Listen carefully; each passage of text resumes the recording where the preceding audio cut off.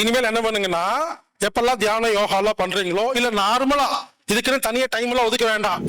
அதுல hypnotism, mesmerism எல்லாம் சொல்லி கொடுத்துப்பாங்க. நாமெல்லாம் புரிஞ்சுக்கங்க, கண்ணுக்கு முன்னால இருக்கிற காட்சிகளை பாக்குறதே இல்லைங்க. யாருக்குமே காது இல்ல, யாருக்குமே கண்ணு இல்லைங்கிறது கார் ஓட்டும் போது மட்டும்தான் தெரியுது. பல பேர் தனது கணவருடைய bike sound, car sound record பண்ணி வச்சிருப்பாங்க. அது மட்டும் தனியா கேட்கும். இப்ப எல்லாரும் வீட்டுல சமையல் பண்றீங்க, துணி துவைக்கிறீங்க, பாத்திரம் கழுவுறீங்க, மாப் போடுறீங்க இல்லையா? எதுக்கு தனியா யோகா சென்டருக்கு போறீங்க? அமிர்தாஞ்சன், விக்ஸ் எல்லாம் இருக்கு இல்லைங்களா? அது யாருடைய தலைவலியும் சரி செய்யாது. உங்க குழந்தை நல்லா கேவீங்க, நீ செஞ்சு பாருங்க, ஆச்சரியமா இருக்கும். உங்க குழந்தை உங்களையே பார்த்துட்டு இருக்கும். குடுகுடுன்னு ஓடி வந்து பசிக்குது சோறு குடுன்னு கேட்கு.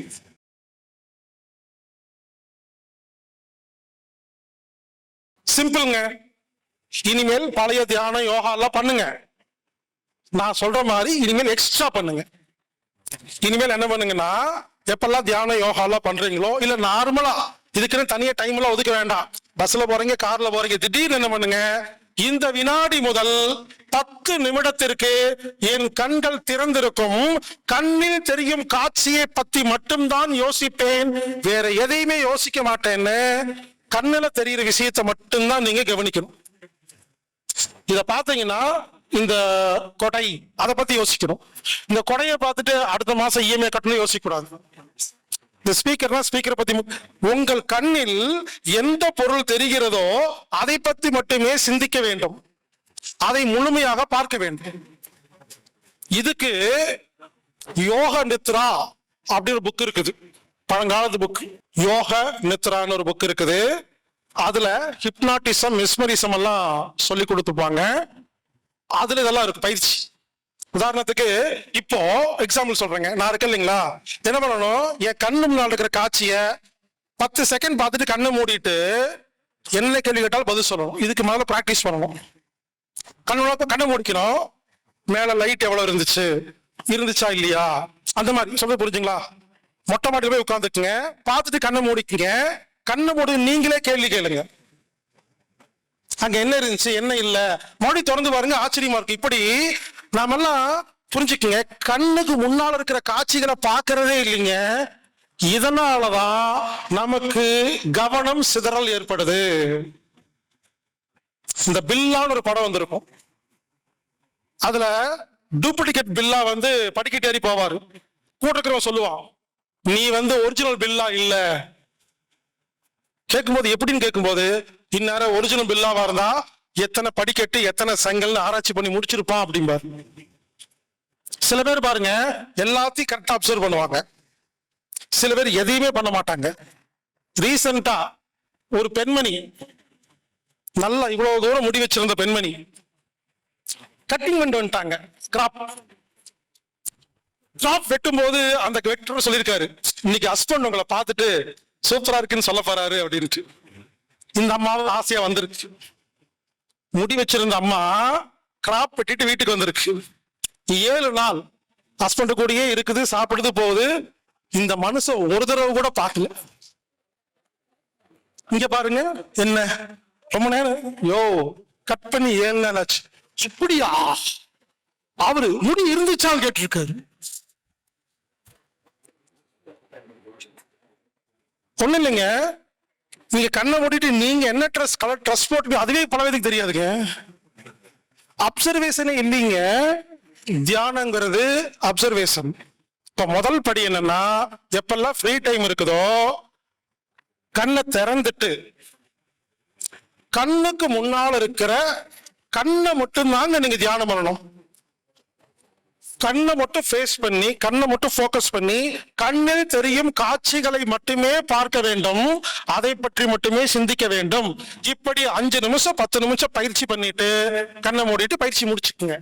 இப்படி கொஞ்ச நாள் பிராக்டிஸ் பண்ணுங்க. இது ஒண்ணு.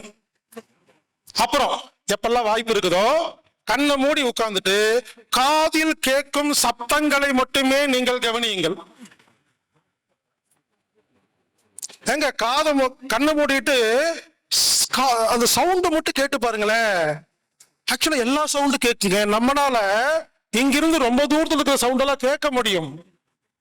நம்ம இது வரைக்கும் பயிற்சி பண்ணதே இல்லை. அந்த மாதிரி என்கிட்ட யோசிச்சதே இல்லைங்க. சென்னையில என் நண்பர் ஒருத்தர் இருக்கிறார், பாலசுப்ரமணியன் பேருங்க, ஐயம்பாக்கத்துல. அவர் வீட்டுல 3வது மாடி, மொட்டை மாடி, 3வது மாடி அபார்ட்மெண்ட். அவரு கையில அரிசி எடுத்து அவர் பால்கனியில இப்படின்னு போட்டாருன்னா அந்த அரிசி பால்கனியில உள்ள சப்தத்தை கேட்டுட்டு 1 கிலோமீட்டருக்கு அந்த பக்கம் புறா கிளம்பி வருங்க. நீங்க இப்ப போய் அவங்க வீட்டுல அரிசி போடுங்க, போட்ட உடனே எங்கிருந்தோ ஒரு புறா வந்து சாப்பிட்டு போகும். அந்த புறாவுக்கு அந்த அரிசி போற சத்தம் ரெக்கார்ட் பண்ணி வச்சிருக்கு. ஆமாங்க, பல பேர் தனது கணவருடைய bike sound, car sound record பண்ணி வச்சிருப்பாங்க. அது மட்டும் தனியா சார் கொரட்டா சவுண்டு கேட்கறக்கு எனக்கு முடியல சார். இது புரிஞ்சுக்கங்க, காது கெப்பாசிட்டி ஜாஸ்திங்க, நம்ம யூஸ் பண்றதே இல்லை. அப்போ அங்க நடக்கிற எல்லா விஷயத்தையும் கவனிக்கணும்னு சொல்றாங்க. ரோட்ல நான் கார் ஓட்டுறேங்க, ஓப்பனா சொல்றேங்க, யாருக்குமே காது இல்லை, யாருக்குமே கண்ணு இல்லைங்கிறது கார் ஓட்டும் போது மட்டும்தான் தெரியுது.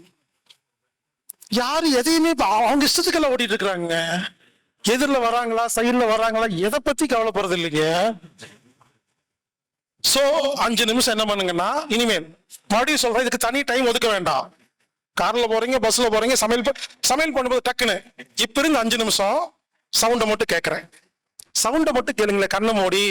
ஆச்சரியமா இருக்குங்க, குட்டி குட்டி சவுண்ட் எல்லாம் கேட்குங்க, சுத்தி வரதெல்லாம் அப்சர்வ் பண்ணலாம். இது ஒரு பயிற்சி. அடுத்தது நல்லா கவனிங்க, உடம்புல அசைவு இருக்கும் பொழுது தியானம் செய்யணும்.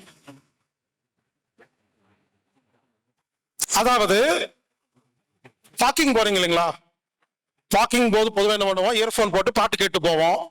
இதுல பக்கத்துல யாராவது கூட்டிட்டு போவோம் ஃப்ரெண்ட, மோடி அப்படிங்க, இவர் இப்படிங்க அப்படின்ட்டு இந்த வாக்கிங் போகும்போது எல்லாம் பேசிட்டு போவோம். அதுக்கு நீங்க வாக்கிங் போகாமே இருக்கலாம். வாக்கிங் போகும்போது உங்களது கவனம் வாக்கிங்ல இருந்தாதான் அதுக்கு பலன் கிடைக்கும். இப்ப எல்லாரும் வீட்டுல சமையல் பண்றீங்க, துணி துவைக்கிறீங்க, பாத்திரம் கழுவுறீங்க, மாப் போடுறீங்க இல்லையா, எதுக்கு தனியா யோகா சென்டருக்கு போறீங்க? இதான் கேள்விங்க. இப்ப எல்லாரும் கார் ஓட்டுறோம், பஸ் ஓட்டுறோம், படிக்கட்டு ஏறி இறங்குறோம், அப்புறம் யோகா சென்டர் போகணும். யோகா சென்டர் பாருங்க, வீட்டுல அவ்வளவு துணி துவைப்பாங்க, அவ்வளவு சமையல் பண்றாங்க, அப்பெல்லாம் நோய் குணமாகாது. யோகா சென்டர்ல போயிட்டு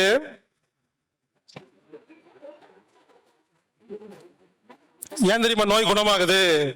கழுத்தை ஆட்டுறேன்னு நினைச்சிட்டே ஆட்டினா கழுத்து குணமாகும். கைய ஆட்டுறேன்னு நினைச்சிட்டே ஆட்டினாதான் குணமாகும். இதாங்க சப்ஜெக்ட். நமது கவனம் உடம்பில் இல்லை, இதுதான் வியாதி. உங்க உடம்ப நினைக்கிறதே இல்லையா, அது கத்துது, அதுக்குதான் வலி. உங்க வீட்டுல இங்க உட்கார்ந்து ஒரு சொந்தக்காரங்க வந்திருக்காங்க, விருந்தாளி, பேசிட்டு இருக்கீங்க, மாமா நல்லா இருக்காரா, பேசிட்டு இருக்கீங்க. உங்க குழந்தை நல்லா கேவீங்க, நீ செஞ்சு பாருங்க, ஆச்சரியமா இருக்கும். உங்க குழந்தை உங்களையே பார்த்துட்டு இருக்கோம், குடுகுடுன்னு ஓடி வந்து பசிக்குது சோறு குடுன்னு கேட்கு. கண்டிப்பா தெரியும் பொய் சொல்லுதுன்னு. அது கொடுக்குற அப்படின்னா மறுபடியும் வந்துட்டு கக்கா வருது வா அப்படின்னு உச்சா வருதுங்க. உண்மையிலே கக்கா வரல, உச்சா வரல, பசியெல்லாம் எடுக்கல, அதை கவனிக்காம யார்ட்டையோ பேசுறீங்கன்னு கடுப்பாயிடுச்சு. செக் பண்ணி பாருங்க, ஆச்சரியமா இருக்குங்க. உடம்பு குழந்தைங்க, நமது உடம்பை கவனிக்காதனால, அதை அதுகிட்ட பேசாதனால அது கத்துது. அதான் மூட்டு வலி, அதான் முழங்கால் வலி. 3வது, கண்ணை மூடி உட்கார்ந்துட்டு உச்சி முதல் உள்ளங்கால் வரை உங்கள் உறுப்பை மட்டுமே நீங்கள் கவனிக்க வேண்டும். பயிற்சி ரொம்ப சிம்பிள்ங்க. உள்ளங்கால், நீ ஆரோக்கியமாக இரு. கணுக்கால், அந்த இடத்துக்கு ரத்த ஓட்டம் போகுது. கெண்டைக்கால், எல்லா செல்லும் புதுசா மாறுது. மூட்டு, கொஞ்சம் ஓய்வு எடுத்துக்கோ. தொடைப்பகுதி, நல்லா சாப்பிட்டு சந்தோஷமா இரு. இடுப்பகுதி அப்படின்ட்டு இவ்வளவுதான் விஷயம். கந்த சிருஷ்டி கவசத்துல கைகள் 2ஐயும் கால்கள், இதுல என்னன்னா நீங்க கந்தருடைய கால் இல்ல, நம்ம காலை நினைக்கிறதுக்கு தான் அந்த பயிற்சி. அதை சொல்லும் பொழுது நமது உடம்புல இருக்கிற ஒவ்வொரு பார்ட்ஸ் நினைக்கணும். அதுக்கு தாங்க பயிற்சி. சவாசனம் சொல்லுவாங்க, அடிக்கடி பண்ணுங்க, எல்லாமே குணமாயிருங்க. சவாசனம் 10 நிமிஷங்க. கண்ணை மூடி படுத்துட்டு உடம்பு நினைக்கிறதுங்க, இதாங்க சவாசனம், யோகனத்ரா சவாசனம். சோ தியானத்துல உடம்பை நினைக்கணும். இது ஒரு பயிற்சிங்க.